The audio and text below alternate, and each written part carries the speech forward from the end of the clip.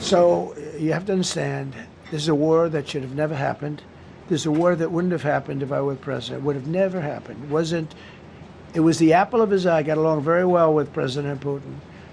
But if you look, under President Bush, they took a lot of territory. Under President Obama, they took a lot of territory.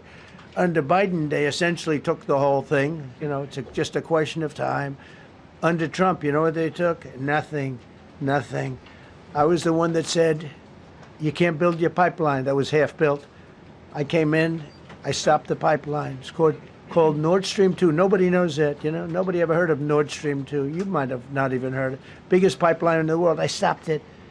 I was not a friend of Russia, but I got along well with Putin. It's always good to get along with other countries if possible, but that doesn't mean you roll over like Biden did. Biden came in and he immediately approved the pipeline. I couldn't believe it. Then they say Trump wasn't tough on Russia. I wasn't tough. I was the toughest.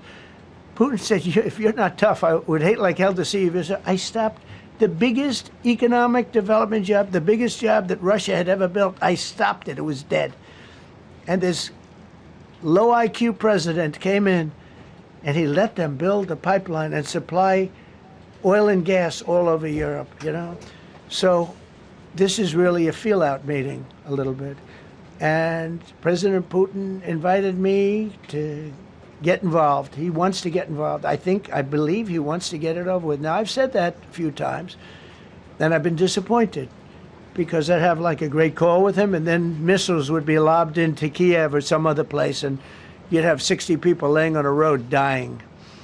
I said, that's cold, that's cold. But it's a violent war. 5,000 to 7,000 people a week are dying. And you know, there's nobody from here. They're all Russian and Ukrainian people, and some people from the cities, much smaller number, but still, those missiles do damage and they kill a lot of people, but mostly soldiers. And they're young soldiers, although in the case of Ukraine, they're getting much older. They're drafting 60-year-olds now. It's a terrible thing to witness, and I think I have an obligation. Look, this is Joe Biden's war. This is not my war. I made a deal with NATO a month ago. You covered it very accurately, actually. We don't pay anything anymore. You know, we're not paying anything. They are buying things from us, and NATO is paying us. I got it raised from 2% of GDP to 5%.